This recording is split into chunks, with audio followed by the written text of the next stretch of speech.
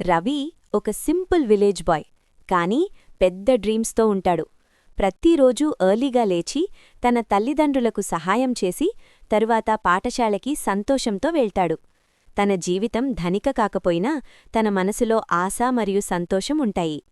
ఒకరోజు తన గురువు విజయం కోసం కష్టపడడం ఎంత ముఖ్యమని చెప్తాడు. ఆ మాటలు రవి మనసుని బలంగా ప్రభావితం చేస్తాయి.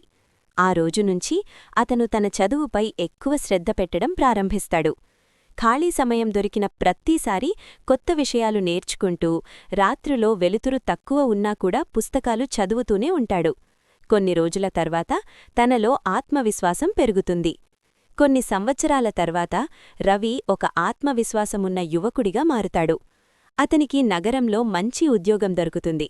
కాని తన గ్రామంని ఎప్పటికీ మర్చిపోడు. తిరిగి వెళ్లి పిల్లలకి బోధిస్తూ వాళ్లకి కూడా పెద్ద కలలు ఉండాలి అని ప్రేరణ ఇస్తాడు.